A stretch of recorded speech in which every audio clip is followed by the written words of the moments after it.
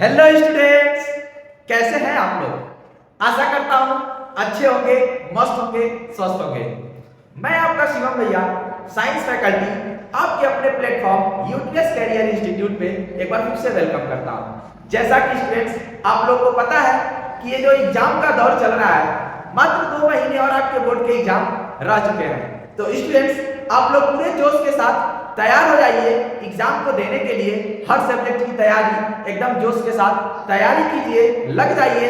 और आपके साथ साथ आपका यूटीएस फैमिली भी आपके साथ पूरे जोश के साथ लगा हुआ है। तो स्टूडेंट्स ये जो एग्जाम का हमारा जो समय चल रहा है, तो जैसा कि आप लोग जान रहे हैं इस हमारे यूटीएस प्लेटफॉर्म पे प्रीवियस ईयर क्वेश्चंस जो इंपॉर्टेंट क्वेश्चंस हैं सारे अब कराए जा रहे हैं। तो स्टूडेंट्स हमारे चैनल से जुड़े रहिए और जितना भी वीडियो आपको मिल रहा है उसको अंत तक जरूर देखिए।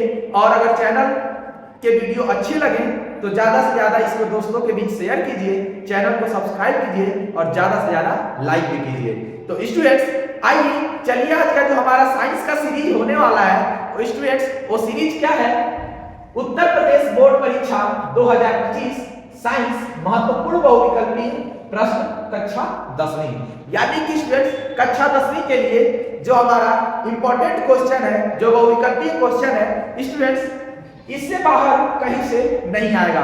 तो स्टूडेंट्स लगभग इसमें आपको 50 एमसीक्यू दिए गए हैं। तो स्टूडेंट्स एकदम जोश के साथ रेडी हो जाइए पढ़ने के लिए और एग्जाम देने के लिए। तो चलिए स्टूडेंट्स अब स्टार्ट करते हैं एक बहुत ही शानदार शायरी के साथ। वो शायरी देखिए, मोटिवेशनल शायरी है। और वो शायरी क्या है स्टूडेंट्स कि तूफान में ताश का घर नहीं बनता, सोने से बिगड़ा मुकद्दर नहीं बनता।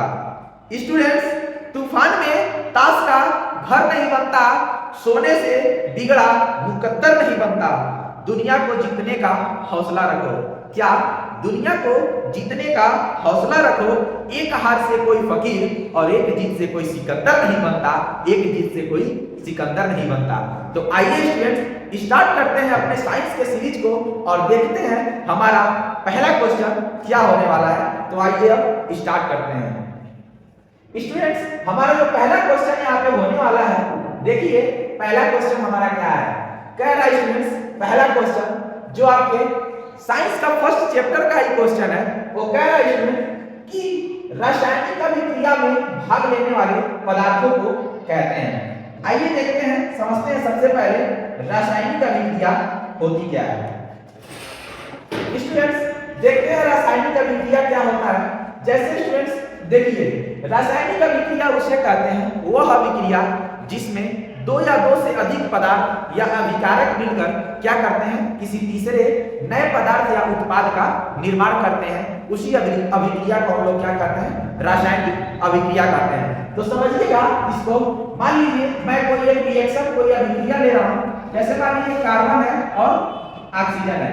अगर आप इसको रिएक्ट करते हैं तो क्या बनता है, CO2 बनता है। तो CO2 बनता है। तो स्टूडेंट्स ये कह रहे हैं यहाँ पे कि बताइए रासायनिक अभिक्रिया में भाग लेने वाले पदार्थों को कहते हैं क्या क्या। प्रतिफल कहते हैं कि अभिक्रिया कहते हैं कि अभिकारक कहते हैं कि इनमें से सभी। तो जैसा कि स्टूडेंट्स आप लोग जान रहे हैं जो हमारी रासायनिक अभिक्रिया होती है उसमें जो भाग लेते हैं उसका नाम यहाँ पे होता है अभिकारक। यानी कि क्या हुआ, यहाँ पे दो या दो से अधिक अभिकारक मिलकर क्या करते हैं, किसी तीसरे नए उत्पाद का क्या करते हैं, निर्माण करते हैं। तो इसलिए स्टूडेंट्स हमारा यहाँ पे आंसर क्या हो जाएगा, हमारा यहाँ पे आंसर हो जाएगा क्या, अभिकारक। तो स्टूडेंट्स यहाँ पे भी हमारा आंसर क्या हो जाएगा, अभिकारक। यानी कि स्टूडेंट्स रासायनिक अभिक्रिया में भाग लेने वाले पदार्थों को क्या कहते हैं, अभिकारक कहते हैं। स्टूडेंट्स ये जो अभिकारक यहाँ से मिलकर क्या किए हैं, जो उत्पाद का निर्माण किए हैं, तो रासायनिक अभिक्रिया में आप लोग देख रहे होंगे यही अभिकारक क्या कर रहे हैं, भाग ले रहे हैं। चलते हैं अगले क्वेश्चन की तरफ। देखिए शानदार जबरदस्त क्वेश्चन क्या आने वाला है, जो स्टूडेंट्स जीव जनन कैसे करते हैं उस चैप्टर से है। और वो क्वेश्चन क्या कह रहा है, कह रहा है स्टूडेंट्स कि नर एवं मादा, किसमें, नर एवं मादा। स्टूडेंट्स इंग्लिश में इसको नर को मेल और मादा को फीमेल कहते हैं। तो कह रहे हैं कि नर एवं मादा युग्मक, युग्मक यानी कि स्टूडेंट्स, युग्मक यानी कि इसको क्या बोलते हैं इंग्लिश में, गैमीट। क्या बोलते हैं, गैमीट। कह रहा है कि नर एवं मादा युग्मक के युग्मन द्वारा बनी कोशिका कहलाती है। तो सबसे पहले स्टूडेंट्स आपको बता दें कि जो नर युग्मक होता है वो क्या होता है, शुक्राणु यानी कि स्पर्म, और मादा युग्मक जो होता है वो क्या होता है, अंडाणु यानी कि ओवम। स्टूडेंट्स ये दोनों ही गैमेट जो होते हैं प्यूबर्टी के एज से रिलीज होना चालू होते हैं। स्टूडेंट्स इसकी वीडियो, रिप्रोडक्शन की वीडियो इसके पहले वाले लेक्चर में आपको दे दी गई है। वहां पे बहुत अच्छे तरीके से बताया गया है कि रिप्रोडक्शन होता क्या है और रिप्रोडक्शन कहां से स्टार्ट होकर कहां पे खत्म होता है। तो स्टूडेंट्स उस वीडियो को जाकर एक बार जरूर आप देख लीजिएगा। ये क्वेश्चन, सारे क्वेश्चन बहुत अच्छे से आपको समझ में आने वाले हैं। बस एक जोश के साथ आप रेडी रहिए एग्जाम को देने के लिए और यूपीएस फैमिली से हमेशा जुड़े रहिए। चलिए देखते हैं इस क्वेश्चन को, समझते हैं। नर एवं मादा युग्मक के युग्मन द्वारा, युग्मन मतलब होता है मिलना, या फिर यहाँ पे इसको कह सकते हैं आप विसेचित होना या फिर समलयित होना। कह रहा है कि जब नर एवं मादा युग्मक क्या करते हैं, युग्मन द्वारा बनी कोशिका कहलाती है। जब नर एवं मादा के दोनों युग्मक क्या करते हैं, मिलते हैं एक दूसरे से, युग्मन करते हैं, तो वहां पे क्या बनता है। तो स्टूडेंट्स आपको बता दें, चलिए इसको डायग्राम से समझते हैं। जैसे मान लीजिए ये हमारा है फीमेल रिप्रोडक्टिव सिस्टम। तो स्टूडेंट्स यहां पे देखिएगा, जब यहां पे फीमेल के ओवरी से एक अंडा रिलीज होके यहां पे 24 घंटे के लिए वेट करता है और यहां पे स्पर्म क्या करते हैं, स्पर्म जाते हैं क्या करने के लिए, इसे फर्टिलाइज करने के लिए। तो अगर स्पर्म जाके इस ओवा से क्या करता है, क्रॉस करता है। तो कह रहा है स्टूडेंट्स जो नर एवं मादा की युग्मक हैं उन दोनों के युग्मन के द्वारा बनी कोशिका क्या कहलाती है। तो स्टूडेंट्स ये जो इसको हम लोग क्या बोलते हैं, इसको हम लोग बोलते हैं क्या, गैमीट। जब दो गैमीट मिलते हैं, वही कह रहा है स्टूडेंट्स कि जब नर एवं मादा के जो गैमीट हैं वो क्या करते हैं, एक साथ जब मिलते हैं तो उसको क्या बोलते हैं, उस युग्मक के मिलन को हम लोग क्या कहते हैं। तो स्टूडेंट्स एक युग्मक है यानी कि स्पर्म क्या है, स्पर्म जो है ये किसका है, मेल गैमीट है यानी कि नर का युग्मक है, और जो एओवा है ये किसका है, फीमेल गैमीट है। क्या है, फीमेल गैमीट है। क्या है, फीमेल गैमीट। यानी कि फीमेल गैमीट को क्या हम लोग बोलते हैं, अंडाणु, और मेल गैमीट को क्या बोलते हैं हम लोग, शुक्राणु। स्टूडेंट्स ऐसा नहीं है कि सिर्फ एक ही क्वेश्चन है, इस क्वेश्चन से मैं जितना भी आपको समझा रहा हूं, नए जितने भी वर्ड आपको मिल रहे हैं उसको भी साथ में याद रखते रहिएगा। ऐसा नहीं है कि सिर्फ यही पूछ सकता है क्वेश्चन, इंपॉर्टेंट है, प्रीवियस ईयर क्वेश्चन आए, बट उसके साथ जो चीजें मैं बता रहा हूं आपसे क्वेश्चन पे भी पूछ सकता है कि बताइए फीमेल गैमीट क्या होता है, मेल गैमीट क्या होता है। तो जो मैं समझा रहा हूं इसको भी आप लोग एकदम अच्छी तरह से याद करते रहिएगा। एक क्वेश्चन ये भी पूछ सकता है कि फर्टिलाइजेशन के समय जो फीमेल का ओवम होता है वो कितने घंटे तक वेट करता है। तो स्टूडेंट अगर घंटे में कहे तो 24 घंटे और दिन में कहता है तो एक दिन वो वेट करता है फर्टिलाइज करने के लिए। तो स्टूडेंट्स एक क्वेश्चन से आपके बहुत सारे क्वेश्चन तैयार हो सकते हैं। हमारे सभी बातों को ध्यान से सुनिएगा और जो मैं यहाँ पे लिख रहा हूँ इसको नोट भी करते जाइए, लिखते भी जाइए, क्योंकि एक क्वेश्चन से लगभग 2 क्वेश्चन और तैयार होते जाते हैं। मैं सब हर एक क्वेश्चन को पूरा समझा रहा हूँ, अच्छे से समझते जाइए। तो स्टूडेंट्स यहाँ पे कह रहा है कि जब नर और मादा की युग्मन मिल गए, आप एकदम समझते हैं डायग्रामेटिकली, जब ये दोनों यहाँ पे मिल जाते हैं तो ये क्या है, ये दोनों युग्मक हैं, और जब दो युग्मक मिलते हैं तब वहां पे जाके बनता है क्या, स्टूडेंट युग्मनज। जब दो युग्मक मिलते हैं तो मिलने के बाद जो बनता है उसे क्या बोलते हैं, युग्मनज, यानी कि इंग्लिश में इसको बोलते हैं हम लोग जाइगोट। क्या बोलते हैं, जाइगोट। इसलिए स्टूडेंट्स हमारा आंसर क्या हो जाएगा, यहाँ पे युग्मनज। क्या हो जाएगा हमारा आंसर, आंसर हमारा क्या हो जाएगा, युग्मनज, और इसमें क्या हो जाएगा, अभिकारक। चलिए अगला क्वेश्चन देखते हैं। अगला क्वेश्चन क्या होने वाला है, देखिए स्टूडेंट्स बहुत ही शानदार क्वेश्चन है। कह रहा है कि जिंक और कॉपर सल्फेट को अगर हम लोग क्या करते हैं, रिएक्ट कराते हैं,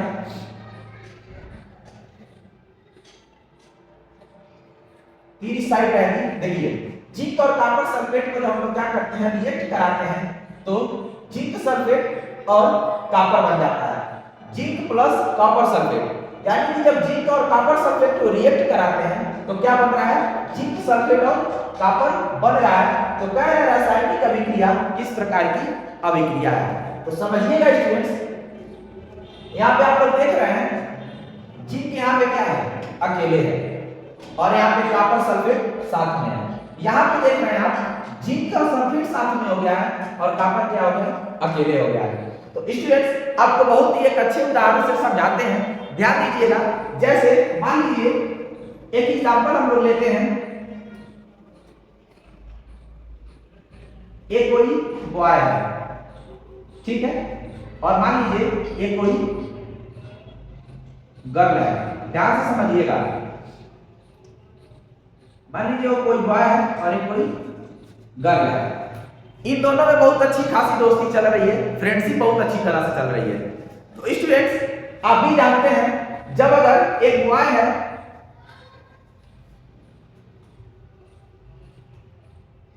क्या है, एक बॉय है और एक क्या है, एक गर्ल है। तो स्टूडेंट्स आपको भी पता है जब दो लोगों की अच्छी खासी दोस्ती चलती है तो उसमें बीच में भी तोड़ने वाला जरूर आता है। तो एक क्वेश्चन में समझाने का मेरा मतलब ये है कि जब भी दो लोगों के बीच अगर एक तीसरा शामिल होता है तो रिश्ते वहां पे क्या होते हैं, टूटते ही टूटते हैं। कुछ चीजें यहाँ पे भी फॉलो होती है इस रिएक्शन में भी। देखिए वो क्या होता है, जब इन दो लोगों के बीच अगर कोई तीसरा आके शामिल होता है, अगर मान लीजिए लाल है और ये क्या है, लाली है, अगर इन दोनों में अच्छा खासा रिलेशन चल रहा है तो अगर इन दोनों के बीच या तो अगर कोई तीसरा लाल आ जाए या फिर कोई तीसरी लाली आ जाए तो रिश्ता क्या होता है, टूटता ही टूटता है। उसी तरह कुछ यहाँ पे हमारा रिएक्शन के साथ भी होता है। यहाँ पे देखिएगा कॉपर सल्फेट के साथ जिंक रिएक्ट करता है तो क्या बनाता है, जिंक सल्फेट और कॉपर बनाता है। यानी कि यहाँ पे आप देख रहे होंगे कि जिंक जो है वो कॉपर सल्फेट से रिएक्ट किया है, और यहाँ पे देख रहे होंगे सल्फेट के साथ क्या हो गया है, जिंक शामिल हो गया है और कॉपर को अलग भगा दिया गया है। यानी कि स्टूडेंट्स कॉपर को क्या कर दिया गया है, अकेला कर दिया गया है। यानी कि कहने का मतलब यह है कि यहाँ पे जो जिंक होता है अधिक क्रियाशील होने के कारण सल्फेट से जुड़ जाता है, और कॉपर कम क्रियाशील होने के कारण क्या रहता है, इससे अलग हो जाता है। तो इसीलिए कहते हैं स्टूडेंट जब दो रिश्तों के बीच एक तीसरा कोई एंट्री लेता है तो जरूर, यानी कि कहने का मतलब मेरा ये है कि अगर ताकतवर या फिर अधिक क्रियाशील मिलता है तभी रिश्ते टूटते हैं। कुछ कंडीशन यहाँ पे भी वही होता है, जब दो रिश्तों के बीच एक जुड़ता है, एक नया आने की कोशिश करता है तो जरूर रिश्ते वो टूटते ही हैं। कुछ कंडीशन यहाँ पे भी फॉलो हुआ हमारा, जिंक जब कॉपर सल्फेट के साथ जुड़ा तो जिंक सल्फेट और कॉपर बना। यानी कि यहाँ पे देख रहे हैं कॉपर पहले सल्फेट के साथ था और जिंक अलग था, लेकिन जैसे ही रिएक्शन हुआ जिंक सल्फेट के साथ हो गया और कॉपर क्या हो गया, अलग हो गया। तो यानी कि स्टूडेंट्स आप यहाँ पे देख रहे हैं किसी एक एलिमेंट या किसी एक पदार्थ का क्या हुआ है, विस्थापन हुआ है, इसलिए हमारा अभिक्रिया क्या कहलाई जाएगी, विस्थापन अभिक्रिया कहलाई जाएगी। यानी कि स्टूडेंट्स जब भी आपसे कहा हूं जब दो लोग के बीच तीसरे का आगमन होता है तो जरूर रिश्ता टूटता है। उसी तरह यहाँ पे दो लोगों के बीच क्या हुआ था, कॉपर सल्फेट जिंक के साथ क्रिया कर रहा था।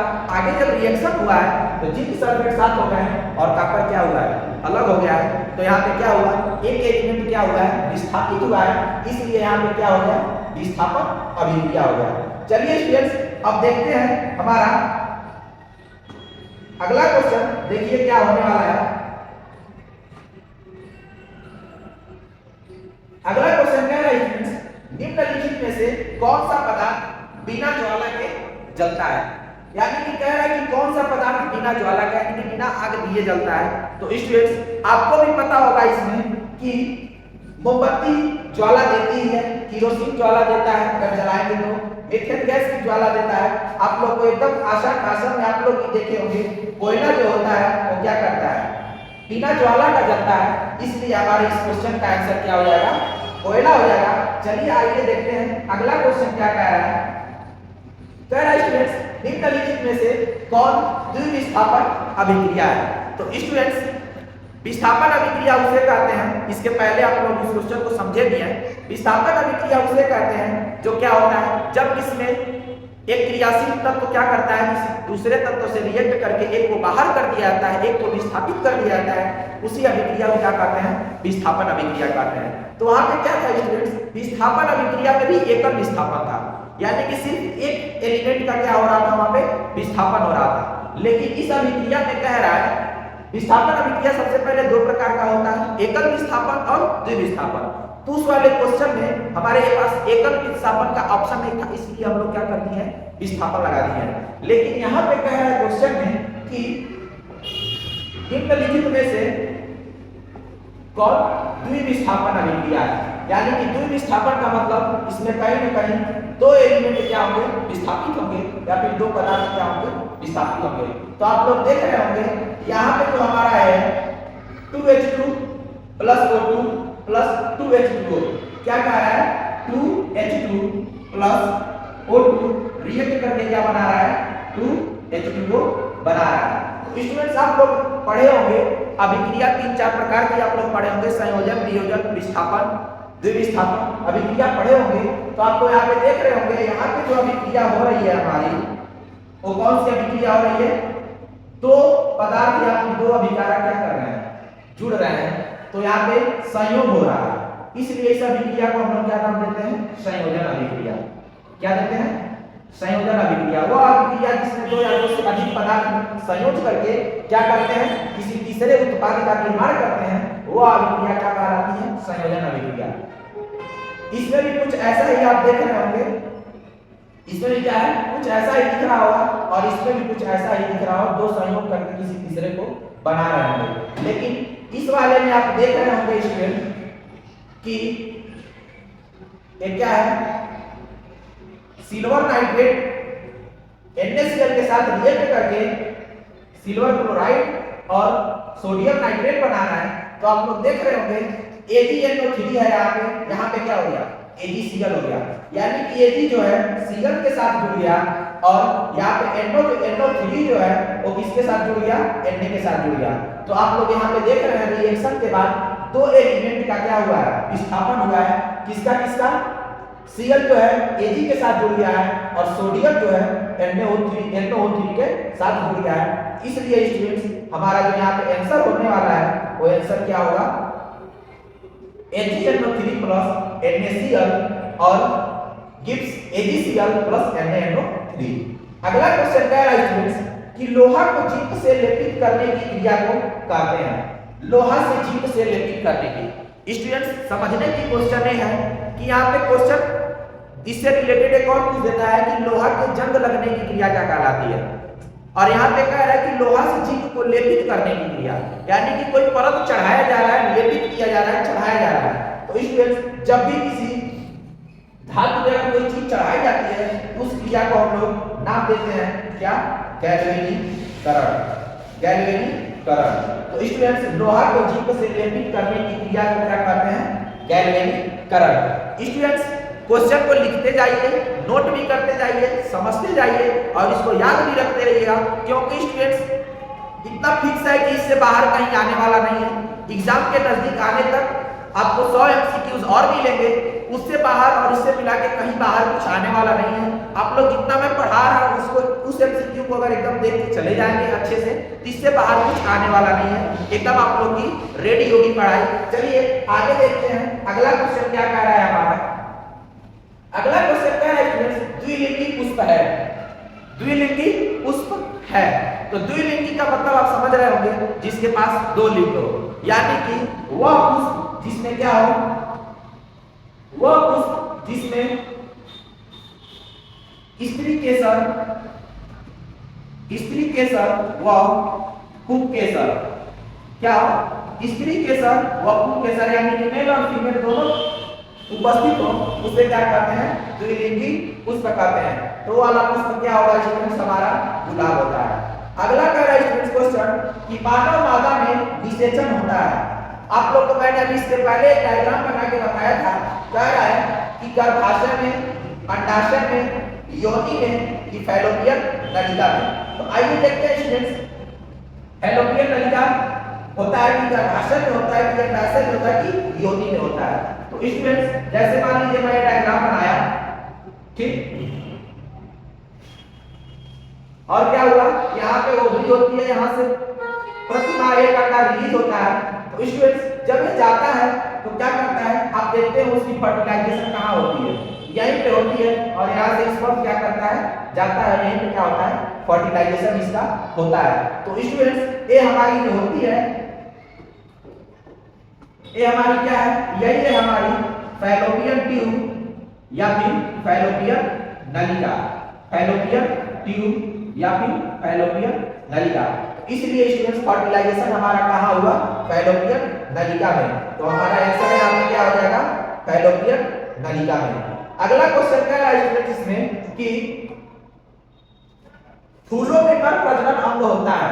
तो स्टूडेंट्स फूलों में नर प्रजनन अंग होता है, तो देखते हैं इसको।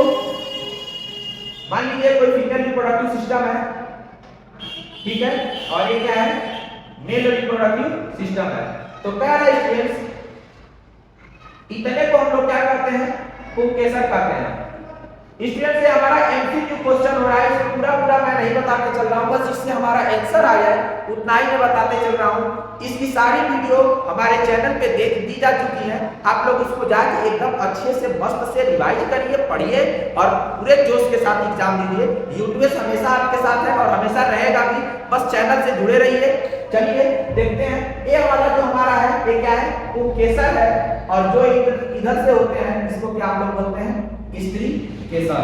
तो कह रहा है स्टूडेंट्स हमारा क्वेश्चन जो कह रहा है वो क्या कह रहा है, कह रहा है स्टूडेंट्स कि फूलों में नर प्रजनन अंग है। पुंकेसर किसका होता है, पुंकेसर होता है, पुंकेसर होता है किसका, नर का, और स्त्री केसर जो होता है तो किसका होता है, मादा का।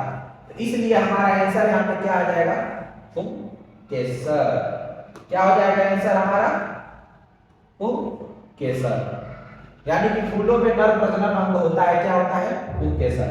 अगला क्वेश्चन क्या है स्टूडेंट्स, द्विखंडन होता है अमीबा में, पैरामीशिया में, लिस्मेनिया में कि गिसिनाई में। तो स्टूडेंट्स जैसा कि आप लोग को बता दें कि हमारा जो अमीबा होता है, अमीबा उसका कोई स्ट्रक्चर फिक्स नहीं होता है, कुछ ऐसा स्ट्रक्चर होता है इसके पास। जैसे ही इसके दिन बीतते जाते हैं, आप लोग को भी पता है कि सबका एक ना एक दिन समय आना ही है, उसी तरह जैसे जैसे इसका भी दिन बीतता रहता है स्टूडेंट, तो कुछ दिनों बाद ये क्या होता है, कुछ ऐसे लगता है बीच से, और एक समय ऐसा आता है कि ये क्या करता है, बीच से ऐसे कट जाता है। यानी कि ये क्या हुआ यहाँ पे, द्विखंडन, यानी कि दो भागों में क्या हो गया, कट गया। स्टूडेंट से सारे वीडियोस, इस पूरे चैप्टर की वीडियो आपको पीछे दिए जा चुके हैं हमारे चैनल में, जाके आप लोग सब वीडियो देख लीजिए। यहाँ पे क्वेश्चन को समझते रहिए, एकदम अच्छे से आपको पूरा समझ में आ जाएगा। स्टूडेंट तो देख रहे हैं आप लोग, क्या हो गया यहाँ पे, दो भागों में क्या हो गया, खंडित हो गया। तो इसलिए द्विखंडन किसमें होता है, हमारा आंसर जो है हमारा किसमें होगा, अमीबा। तो इसलिए हमारा आंसर क्या होगा, अमीबा, और इसमें क्या होगा, पुंकेसर। अगला क्वेश्चन क्या है स्टूडेंट कि ईस्ट जनन करते हैं। तो स्टूडेंट्स इसको पूरा अच्छे तरह से आपको समझा दिया गया है, बस इसमें आपको मैं बता दे रहा हूँ। ईस्ट जो जनन करते हैं तो किसके द्वारा करते हैं, मुकुलन द्वारा। तो स्टूडेंट्स बार बार कह रहा हूँ, सभी लेक्चर्स आपको दिए जा चुके हैं, आप लोग जाके वहां देख सकते हैं। यहाँ पे एमसीक्यू कराने हैं, एमसीक्यू कराना है, लगभग 50 एमसीक्यू है। तो स्टूडेंट्स समय लग जाएगा अगर ज्यादा देर समझाता चलो तो स्टूडेंट्स यहाँ पे जो हमारा आंसर है किसका होगा, मुकुलन द्वारा होगा। अगला क्वेश्चन क्या है स्टूडेंट्स, नर युग्मक एवं मादा युग्मक के संलग्न को कहते हैं क्या, किण्वन कहते हैं कि निषेचन कहते हैं कि मधुमेह कहते हैं कि कोई नहीं। तो जैसा कि स्टूडेंट्स मैं अभी आप लोगों को, ये हमेशा क्वेश्चन बहुत इंपॉर्टेंट क्वेश्चन है स्टूडेंट्स, इस चैप्टर से बहुत सारे क्वेश्चन आते हैं। तो आपको बता दें, जब हमारी ओवरी से अंडा रिलीज होती है तो जब यहाँ अंडा और यहाँ पे स्पर्म आके क्या करते हैं, दोनों क्रॉस करते हैं, इस घटना को हम लोग नाम देते हैं क्या, इस घटना का नाम हम लोग देते हैं क्या, निषेचन। क्या नाम देते हैं, निषेचन। तो वही कह रहा है स्टूडेंट कि जो नर युग्मक एवं मादा युग्मक के संलग्न यानी कि दोनों के मिलने की घटना को हम लोग क्या कहते हैं, तो क्या कहते हैं स्टूडेंट्स, दोनों के मिलने की घटना को क्या कहते हैं हम लोग, निषेचन कहते हैं। तो इसलिए स्टूडेंट्स हमारा आंसर क्या हो जाएगा, निषेचन। अगला क्वेश्चन क्या है स्टूडेंट्स इसमें, आइए देखते हैं।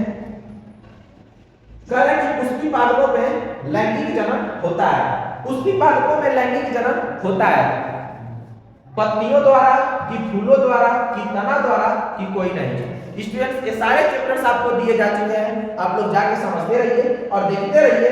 इसमें स्टूडेंट पुष्पी पादपों में लैंगिक जनन फूलों द्वारा होता है। अभी मैंने इसके पहले वाले क्वेश्चन में डायग्राम बना के कर बताया भी है कि कौन पुंकेसर है, कौन स्त्री केसर है। अगला क्वेश्चन क्या है स्टूडेंट्स कि मानव मादा के जन्म तंत्र का भाग नहीं है। समझिएगा, मानव मादा के यानी कि मानव तो है बट उसमें मादा के जन्म तंत्र का भाग नहीं है।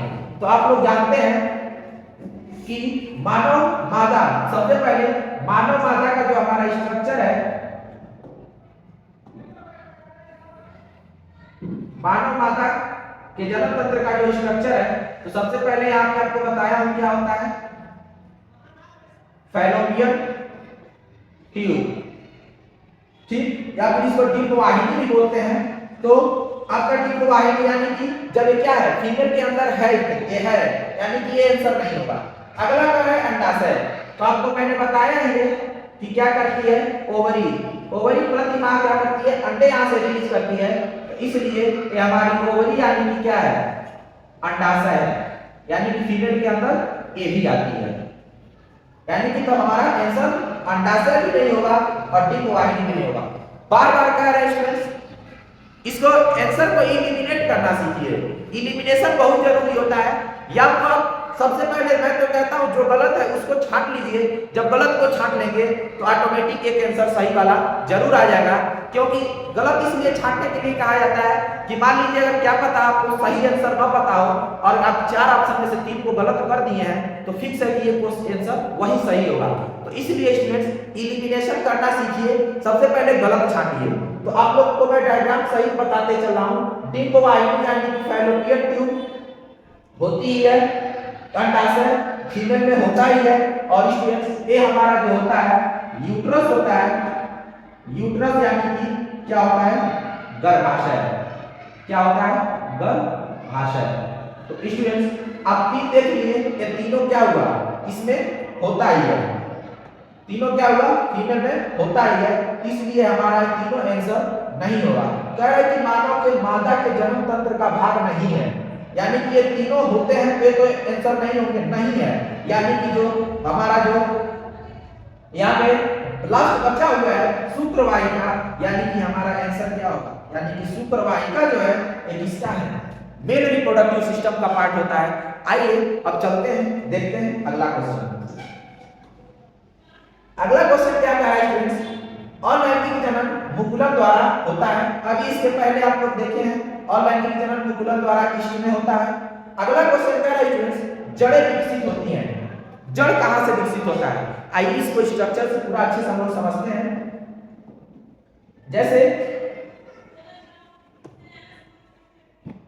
मान लीजिए सबसे पहले आप लोग जान रहे हैं सीड से ही जड़ निकलेगा। मान लीजिए कोई हमारा क्या है, सीड है, ठीक है, सीड है।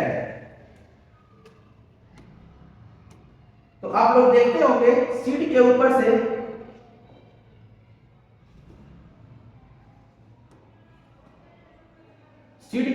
कुछ ऐसे निकलता है और सीड के इस नीचे वाले पार्ट से कुछ ऐसे निकलता है।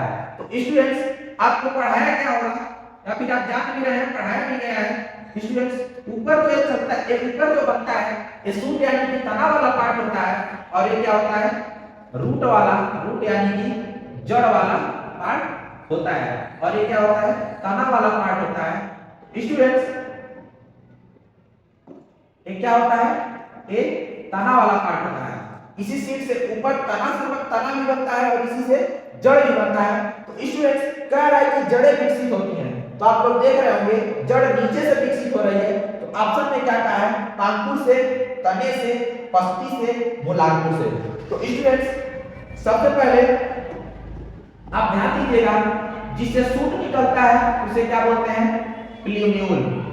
प्ल्यूम्यूल यानी कि क्या बोलते हैं इसको हिंदी में इसको बोलते हैं पांकुर। क्या बोलते हैं, पांकुर। क्या बोलते हैं, पांकुर। यानी कि स्टूडेंट्स हमारा पहला आंसर तो होगा नहीं, क्योंकि कह रहा है कि जड़ें विकसित होती हैं, तो यानी कि जड़ के विकसित होने की बात का है, ना कि तना की। तो जड़ें विकसित होती हैं। अब तना से ये तो कभी होगा नहीं, क्योंकि जड़ ही पूछ रहा है। और पत्ती कह रहा है, पत्ती से तो कभी जड़ निकल नहीं सकती है। लास्ट में क्या बचा, मूलांकुर। यानी कि जो जड़ हमारी स्टूडेंट जो जड़ हमारी फॉर्म होती है वो किसके द्वारा होती है, रेडिकल से। किससे, रेडिकल से। रेडिकल यानी कि हमारा क्या है, हिंदी में इसको क्या बोलते हैं, मूलांकुर। क्या बोलते हैं, मूलांकुर। यानी कि स्टूडेंट्स हमारा आंसर यहाँ पे क्या हो जाएगा, मूलांकुर। क्या हो जाएगा आंसर, मूलांकुर से। यानी कि जो रूट फॉर्म होती है वो किससे होती है, मूलांकुर से। अगला क्वेश्चन क्या है स्टूडेंट्स, आइए देखते हैं। अगला क्वेश्चन क्या है, श्वसन किस प्रकार की अभिक्रिया है, ऊष्माक्षेपी है कि ऊष्माशोषी है कि अपचयन है कि ऊष्माशोषी है। तो स्टूडेंट्स आपको बता दें, श्वसन जो अभिक्रिया होती है एक ऊष्माक्षेपी अभिक्रिया है।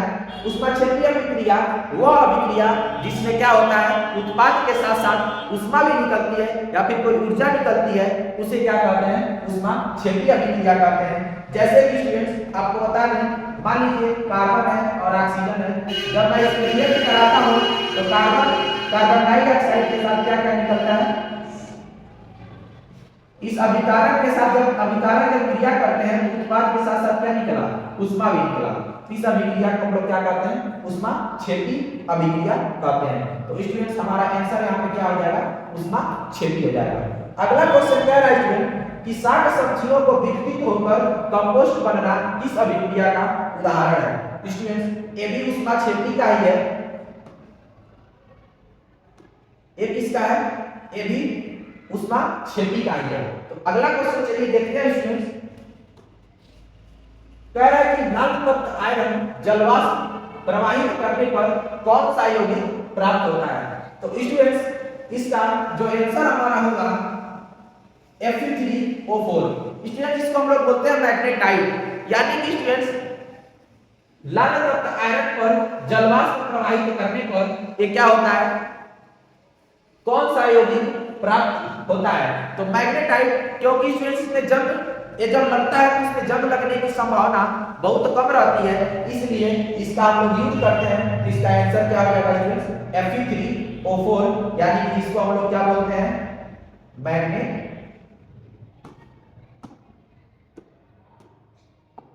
क्या बोलते हैं, मैग्नेटाइट। क्या बोलते हैं, मैग्नेटाइट। अगला क्वेश्चन क्या है स्टूडेंट्स, दूध से दही बनना कैसा परिवर्तन है। स्टूडेंट्स आपको फर्स्ट चैप्टर में ही पढ़ाया गया है कि परिवर्तन दो प्रकार के होते हैं, रासायनिक परिवर्तन और भौतिक परिवर्तन।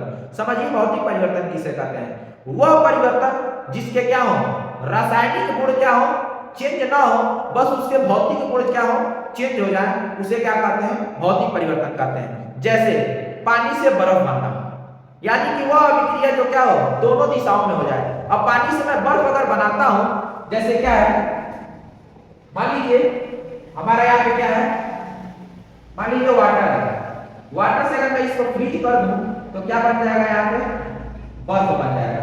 अगर फिर मैं क्या करूं, बर्फ से पानी बनाना चाहूं तो बन जाएगा कि नहीं बन जाएगा। तो स्टूडेंट्स ये जो है हमारा क्या है, फिजिकल चेंजेस, यानी कि क्या है, भौतिक परिवर्तन है। भौतिक परिवर्तन यानी कि वह परिवर्तन जिसमें क्या हो, रासायनिक गुणों का न बदलाव हो, सिर्फ उसके क्या हो, भौतिक गुण बदले, उसे क्या कहते हैं, भौतिक परिवर्तन कहते हैं। यानी कि इसके पानी से बर्फ बन गया तो ऐसा थोड़ी है कि उसका रासायनिक कुछ और हो जाएगा। अभी भी पानी है, बर्फ बनने के बाद वो क्या है, पानी ही है, बस उसको क्या कर दिया है, टेम्परेचर से उसको बर्फ बना दिया गया है। जैसे ही टेम्परेचर अभी कम चेंज करेंगे तो तुरंत तो क्या हो जाएगा, फिर से पानी बन जाएगा। यानी कि ये भौतिक परिवर्तन है, ठीक।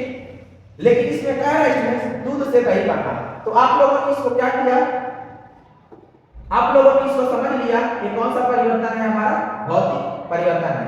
और रासायनिक परिवर्तन क्या होता है स्टूडेंट्स, देखिए जैसे क्या हुआ, मान लीजिए वह परिवर्तन जिसके क्या हो, भौतिक गुण भी चेंज हो जाए और रासायनिक गुण भी चेंज हो जाए, भौतिक गुण भी चेंज हो जाए और रासायनिक गुण भी चेंज हो जाए, उसे क्या कहते हैं, रासायनिक परिवर्तन कहते हैं। जैसे मान लीजिए बहुत अच्छा उदाहरण आप लोग के घर के पास में मिलता है, जैसे आप लोग घर में भी देखते हैं उस उदाहरण को। जैसे मान लीजिए उदाहरण है क्या, मिल्क से कर्ड बनना, दूध से दही बनना, क्या दूध से क्या बनना, दूध से दही बनना। स्टूडेंट्स एक क्वेश्चन एक और भी पूछ सकता है कि दूध से दही बनाने वाले बैक्टीरिया का नाम बताइए। तो स्टूडेंट्स दूध से दही बनाने वाली जो बैक्टीरिया होती है उसका नाम होता है क्या, उसका नाम होता है लैक्टोबैसिलस। क्या होता है, लैक्टोबैसिलस। तो एक क्वेश्चन पूछने को तो ये भी पूछ सकता है। तो स्टूडेंट्स अगर आप दूध से दही बनाती हैं तो फिर से दही से दूध नहीं बना पाएंगे। तो आप लोग यहाँ पे देख रहे हैं उसके भौतिक गुण भी चेंज हो जाते हैं और रासायनिक गुण भी चेंज हो जाते हैं। तो यहाँ पे आप अच्छी तरह से आप बता सकते हैं दूध से दही बनना कैसा परिवर्तन है। तो दूध से दही बनना कौन सा परिवर्तन है, रासायनिक परिवर्तन है। यानी कि हमारा जो यहाँ पे आंसर है वो क्या हो जाएगा, रासायनिक हो जाएगा। अगला क्वेश्चन क्या है स्टूडेंट कि आलू चिप्स की थैली कौन सी गैस भरी होती है। आप लोग अगर खाए होंगे आलू की चिप्स तो देखते होंगे उसकी थैली पूरी एकदम मस्त हवा से भरी हुई होती है। तो वही पूछ रहा है कि जो हवा उसमें भरी होती है, जो गैस भरी होती है उसका नाम बताइए। तो स्टूडेंट्स उसका नाम है नाइट्रोजन, उसके अंदर नाइट्रोजन गैस भरा हुआ होता है। तो जब मैग्नीशियम फीता को जलाया जाता है, मैग्नीशियम एक रिबन होती है, जब उसको जलाया जाता है तो कह रहा है स्टूडेंट्स फर्स्ट चैप्टर में सब बताया जाता है। आप पढ़े भी होंगे क्योंकि अब तो लास्ट समय चल रहा है। जो नहीं पढ़ा है वो जाके पढ़ लेगा क्योंकि स्टूडेंट्स फर्स्ट चैप्टर में सब पढ़ाया जाता है। तो स्टूडेंट्स कह रहा है कि जब मैग्नीशियम फीता को जलाया जाता है तो उत्पन्न आग की लौ होती है पीली कलर की, कि चमकीली, कि लाल, कि नीली। स्टूडेंट्स उसका जो कलर होता है चमकीला उजला होता है जब वो जलती है। तो अगला क्वेश्चन कह रहा है स्टूडेंट इसमें कि लोहे पर जंग लगने की क्रिया को क्या कहते हैं, संक्षारण कहते हैं, कि विकृत गंधिता कहते हैं, कि विस्थापन कहते हैं, कि इनमें से कोई नहीं। तो स्टूडेंट्स आप अगर पढ़े होंगे तो आपको बहुत अच्छी तरीके से पता होगा इसका जो आंसर होने वाला है क्या होने वाला है, संक्षारण। और संक्षारण किसे कहते हैं स्टूडेंट्स, जब कोई पदार्थ हो वो क्या करता है, हवा की उपस्थिति में या फिर नमी की उपस्थिति में आकर अपनी ऊर्जा को क्या करता है, खो देता है। जैसे मान लीजिए आप लोग कोई लोहा देखे होंगे, अगर मान लीजिए कोई लोहा देखे होंगे या फिर कोई मेटल है, अगर उसको आप कुछ दिनों के लिए घर से बाहर हवा में रख दीजिए या नमी में रख दीजिए तो आप देखेंगे वो क्या होता है, उसमें मूर्छा लग जाता है। जिसको भोजपुरी भाषा में अगर आप कोई संक्षारण ना जानता हो तो एक तरह से आप सुने होंगे मूर्छा लगना, मूर्छा। और उस तरह तो हिंदी में हम लोग साइंस में संक्षारण बोलते ही हैं, नहीं तो नॉर्मल भाषा में सब लोग मूर्छा के नाम से जानते हैं। तो अगर देखते हो कि आप लोग अगर उसको बारिश में रख दिया जाए और उसको छोड़ दिया जाए हवा की उपस्थिति में, नमी की उपस्थिति में, तो उसमें जंग लग जाता है। उसी को हम लोग क्या कहते हैं, संक्षारण करते हैं या फिर मूर्छा लगना कहते हैं। स्टूडेंट्स इसके साथ साथ एक क्वेश्चन और बता दे रहा हूं आप लोग के प्रश्न के लिए, वो इंपॉर्टेंट होगा। संक्षारण किसे कहते हैं, हमको लगता है स्टूडेंट्स यूपी बोर्ड में हर साल एक क्वेश्चन पूछता है, संक्षारण किसे कहते हैं, हर ईयर आता है। तो संक्षारण किसे कहते हैं इसे जरूर याद रखिएगा। अभी मैंने बताया जब कोई पदार्थ क्या हो, हवा की उपस्थिति में या नमी की उपस्थिति में आकर क्या करता है, अपनी शक्ति को खो देता है, अपनी क्षमता को खो देता है, उसी क्रिया को क्या कहते हैं, संक्षारण कहते हैं। और स्टूडेंट इसके साथ साथ अगर आना हो तो क्वेश्चन ये भी आ सकता है कि संक्षारण को हम लोग दूर कैसे करते हैं। तो आप लोग को पता है जब लोहे पे जंग लग जाता है तो जल्दी जल्दी जाकर क्या करते हैं, पेंट की दुकान से पेंट लेकर आएंगे या फिर ग्रीस लगाएंगे या फिर मोबिल लगाएंगे। तो इसमें साइंस होती है ना स्टूडेंट, ये अपनी भाषा है, समझने की भाषा है। सब चीज साइंस विज्ञान सुसंगठित ज्ञान नहीं है जो क्या होता है हमारे सामने दिखता है। कुछ जैसे क्या है, 9th की साइंस में पूरी सामने दिखती है, 10th में कुछ चीजें ऐसी होती है जैसे इलेक्ट्रिसिटी हो गया, ये सब चैप्टर दिखते नहीं, सिर्फ फील होते हैं। साइंस इसमें सुसंगठित ज्ञान है, जो दिखता है आप लोग इसको बहुत अच्छे तरीके से अपने आसपास के एरिया में समझ सकते हैं। तो आप लोग मूर्छा लगना जानते ही हैं, स्टूडेंट्स आप उसको करते भी हैं, बट जो नहीं पढ़ा रहता है वो नहीं जानता है। अगर आज आपको पता है कि मूर्छा लगना, तो आज आपको पता चल गया कि उसे संक्षारण कहते हैं। और जो चीजें, यही साइंस है स्टूडेंट्स, यही सब चीजें हमें पढ़नी होती है। और उस संक्षारण को दूर करने के लिए आप लोग पेंट लगाते हैं, पॉलिश करते हैं, या फिर मोबिल लगाते हैं, ग्रीस लगाते हैं। तो ये भी क्वेश्चन पूछ सकता है स्टूडेंट कि उसको दूर करने के उपाय क्या क्या है। तो आप लोग समझ गए, लोहे पर जंग लगने की क्रिया को क्या कहते हैं? संक्षारण कहते हैं।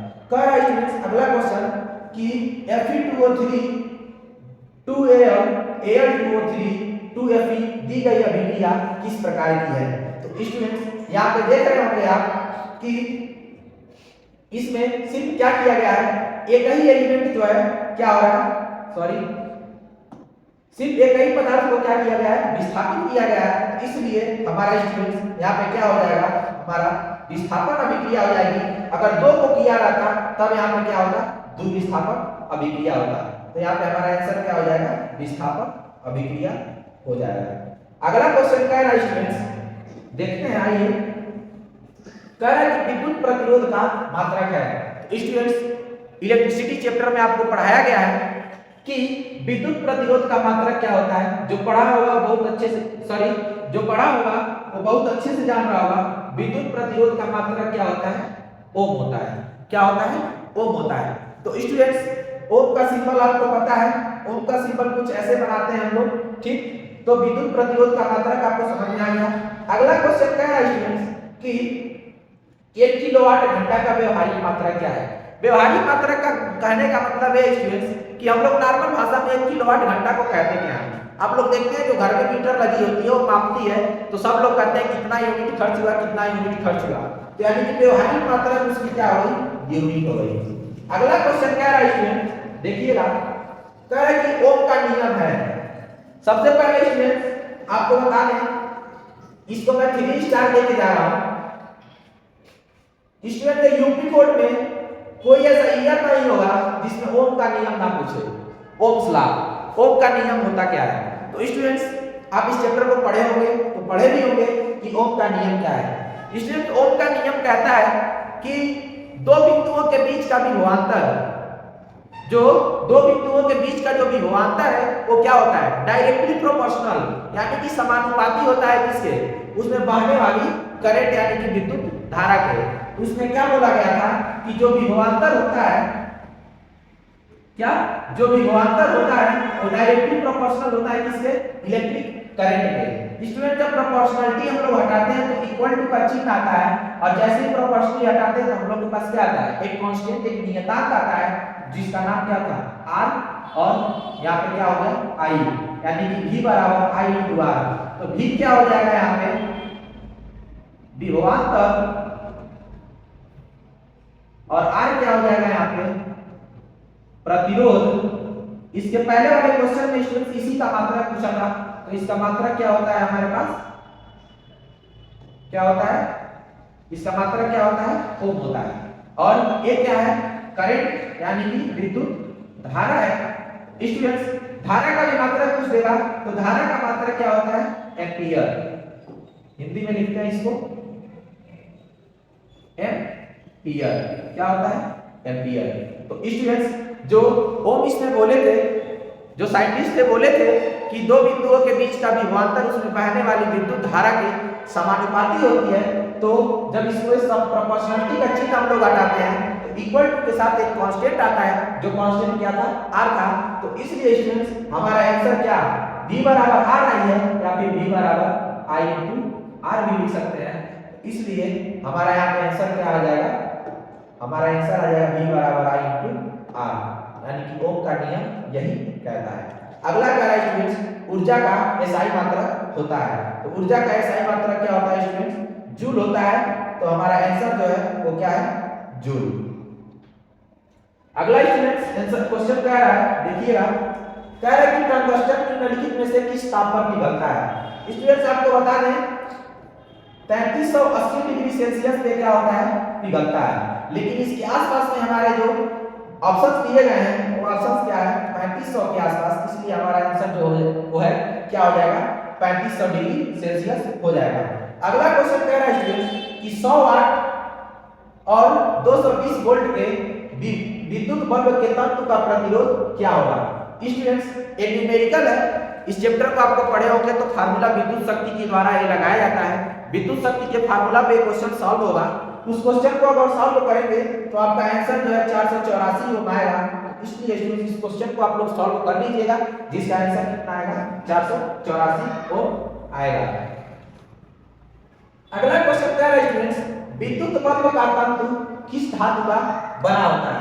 तो स्टूडेंट्स आप लोग बल्ब को देखे होंगे तो उसमें जो एक तंतु लहरती हुई आप देखे होंगे, वो कह रहा है किस धातु का बना होता है। तो स्टूडेंट्स ये तो नॉर्मल क्वेश्चन है, सबको पता होगा कि किसका बना होता है, टंगस्टन का। अगला क्वेश्चन क्या है स्टूडेंट्स, निम्नलिखित में से कौन विद्युत का सुचालक है।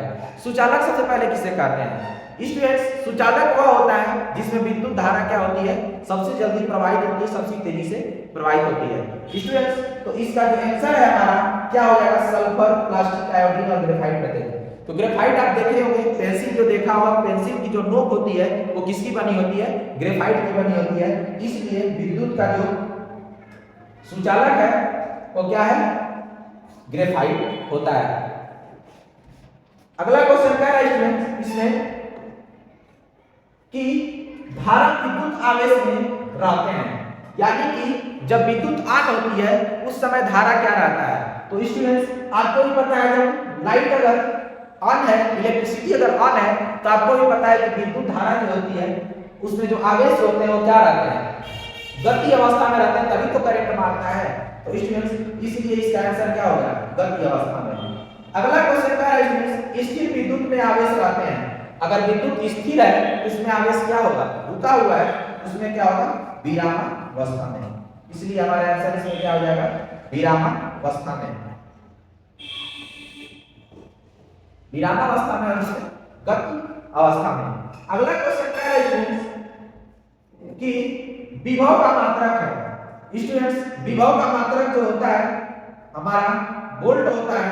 स्टूडेंट्स इसको पढ़े होंगे तो सब नॉर्मल क्वेश्चंस है, अगर इसको आप याद कर लेंगे तो आना यहीं से है। बट कुछ स्टूडेंट ऐसे होते हैं जो इन सब क्वेश्चंस को भी क्या करते हैं, छोड़ के चले जाते हैं। अगला क्वेश्चन क्या है स्टूडेंट हमारा कि 1, 2 और 3 ओम के 3 प्रतिरोधों को श्रेणी क्रम में जोड़ने पर समतुल्य प्रतिरोध होगा। जैसा कि स्टूडेंट्स अगर आप पढ़े होंगे तो आपको पता होगा R तुल्य बराबर होता है R1 plus R2 plus R3। किस क्रम में, जब ये श्रेणी क्रम में जोड़ा गया होगा तब। तो इसका आंसर क्या हो जाएगा हमारा, R1 बराबर दिया है आपको 1 ओम, R2 बराबर 2 और R3 बराबर 3। जब जोड़ेंगे तो हमारा आंसर क्या निकल के आ जाएगा, 6 ओम। क्या आ जाएगा आंसर हमारा 6 ओम। इसलिए हमारा आंसर क्या हो जाएगा, 6 ओम।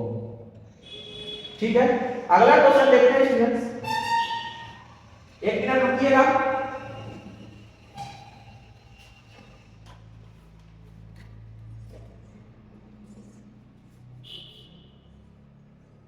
स्टूडेंट सारे क्वेश्चंस को आप नोट भी करते रहिए, क्योंकि सारे क्वेश्चन बहुत ही इंपॉर्टेंट है। अब चलिए इसके आगे हम लोग देखते हैं अगला क्वेश्चन हमारा क्या होने वाला है।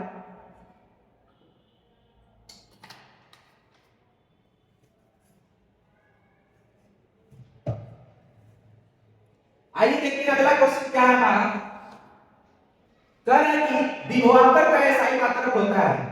स्टूडेंट्स दो विभवों के अंतर को विभवांतर कहते हैं, यानी कि विभव का मात्रक क्या होता है, उसमें वोल्ट होता है, विभवांतर का मात्रक भी क्या होगा, वोल्ट ही होगा। अगला कह रहा है स्टूडेंट्स निम्नलिखित में से कौन सा बुझा हुआ चुना है। बुझा हुआ चुना है स्टूडेंट्स, यहाँ पे एक ऑप्शन नहीं दिया हुआ है, इसको मैं लिख देता हूं। मान लीजिए यहाँ पे एक ऑप्शन है CaOCl2, लेकिन स्टूडेंट्स हमारा बुझा हुआ चूना का पूछा है, तो यहाँ पे जो बुझा हुआ चूना हमारा होता है वो क्या होता है, कैल्शियम हाइड्रोक्साइड होता है। अगला क्वेश्चन क्या है स्टूडेंट इसमें कि विरंजक चूर्ण का रासायनिक सूत्र है। विरंजक चूर्ण का जो रासायनिक सूत्र है स्टूडेंट कैल्शियम ऑक्सीक्लोराइड होता है, CaO क्या होता है, CaOCl2, कैल्शियम ऑक्सीक्लोराइड होता है। अगला क्वेश्चन क्या है स्टूडेंट्स जल का पीएच मान होता है। जल का पीएच मान कितना होता है, 7 होता है। चलिए अगला क्वेश्चन देखते हैं, इसको उतारते रहिए, लिखते रहिए, आप समझते रहिए, याद भी करते रहिए। अगला क्या है स्टूडेंट्स, बहते हुए रक्त को रोकने में उपयोगी होता है। जैसा कि स्टूडेंट्स अगर आप लोग बाल बनवाने जाते हैं या फिर दाढ़ी बनवाने जाते हैं तो आप लोग देखते हैं जो नाई अपने दुकान पे रखा रहता है व्हाइट कलर की साबुन के जैसे, तो कई स्टूडेंट सोचते हैं कि कहीं कट जाता है तो नाई उसी को लगाता क्यों है, क्योंकि स्टूडेंट्स वो होती है फिटकिरी जो बहते हुए रक्त को क्या करती है, रोक देती है। इसलिए स्टूडेंट्स हमारा कार्य इसमें बहते हुए रक्त में उपयोगी होता है खाने का सोडा कि नौसादन कि धामन सोडा कि फिटकिरी। इसलिए स्टूडेंट्स यहाँ पे हमारा आंसर क्या हो जाएगा, फिटकिरी हो जाएगा। क्या हो जाएगा, फिटकिरी। अगला क्वेश्चन क्या है स्टूडेंट्स, धातु के ऑक्साइड होते हैं।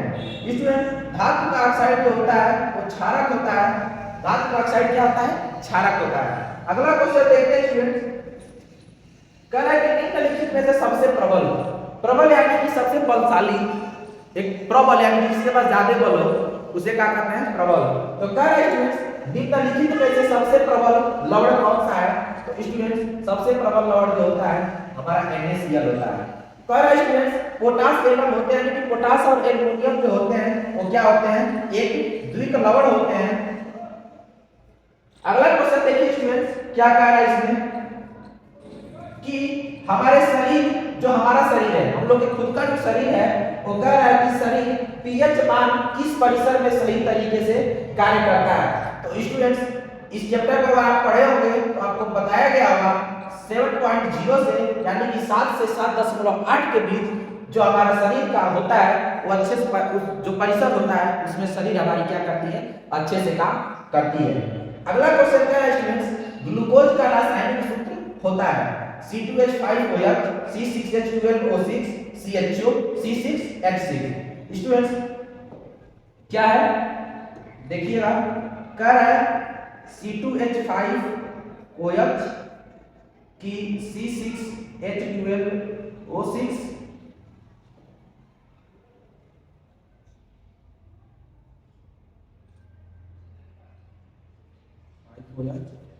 C6H12O6 CHO C6H6। स्टूडेंट्स तो जो हमारा ग्लूकोज का जो रासायनिक सूत्र होता है वो रासायनिक सूत्र क्या होता है, C6H12 यानी कि O6 C6H12O6 होता है। तो स्टूडेंट्स इसके साथ क्वेश्चन दो और तैयार हो सकते हैं। यहाँ पे ग्लूकोज का सूत्र पूछा है, अगर आपसे पूछ दे कि ग्लूकोज में बताइए कि कार्बन के कितने अणु होते हैं, कितने मॉलिक्यूल होते हैं, तो आप कितने बताएंगे, 6। और ऑक्सीजन के कितने होते हैं, 6।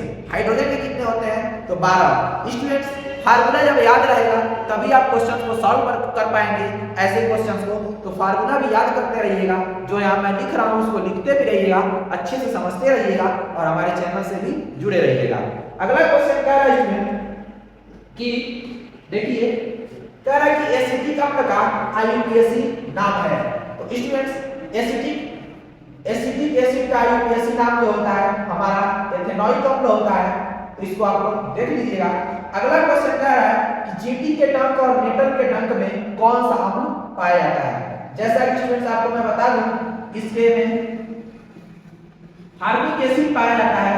क्या होता है, फार्मिक एसिड पाया जाता है, लेकिन इसमें कहीं ऑप्शन नहीं हुआ है। उसी का एक नाम है मेथेनॉइक अम्ल। क्या होता है, मेथेनोइक अम्ल। इसलिए आप लोग अब जान गए होंगे इसका आंसर क्या होने वाला है। स्टूडेंट्स इसका आंसर हमारा क्या हो जाएगा, मेथेनोइक अम्ल। क्या हो जाएगा, मेथेनोइक अम्ल। अगला क्वेश्चन कह रहा है, देखते हैं ये स्टूडेंट्स, कह रहा है कि उभयलिंगी पुष्प है। क्या, उभयलिंगी पुष्प है। उभयलिंगी यानी कि इसमें सिर्फ क्या हो, एक लिंग मौजूद हो। तो स्टूडेंट्स इसमें सिर्फ जो एक लिंग इसमें मौजूद है वो हमारा आंसर जो होता है इसमें क्या होता है, सरसों गुड़हल। अगला क्वेश्चन क्या है स्टूडेंट्स, मुकुरन द्वारा प्रजनन किसमें होता है। स्टूडेंट्स एक क्वेश्चन बहुत इंपॉर्टेंट है, आप लोग देख रहे हैं स्टार्टिंग से लेकर हमें लग रहा है मुकुलन से क्वेश्चन 2 से 3 बार आ चुके हैं, बस पूछने का तरीका उसका अलग रहा है, तो इसलिए स्टूडेंट इस क्वेश्चन को एकदम तैयार कर लीजिएगा। अगला क्वेश्चन क्या कह रहा है स्टूडेंट कि मुकुलन द्वारा प्रजनन किसमें होता है? तो आप लोग देखें मुकुलन द्वारा प्रजनन किसमें होता है? ईस्ट में होता है। तो स्टूडेंट्स आइए देखते हैं अब हमारा जो सारे क्वेश्चंस थे वो क्या हुए, कंप्लीट हुए। तो स्टूडेंट्स इस क्वेश्चंस को आप लोग अच्छे से लिख लीजिएगा, अच्छे से याद भी कर लीजिएगा, पढ़ भी लीजिएगा। और स्टूडेंट्स ऐसे क्वेश्चंस अभी आपको इस चैनल पे बहुत मिलेंगे, इस चैनल से जुड़े रहिए। और वीडियो अच्छी लगी हो तो दोस्तों के बीच ज्यादा से ज्यादा शेयर कीजिए, चैनल को ज्यादा से ज्यादा सब्सक्राइब कराइए और ज्यादा से ज्यादा लाइक कीजिए। धन्यवाद, जय हिंद। अब मिलते हैं अगले वीडियो में फिर से इसी जोश और जुनून के साथ।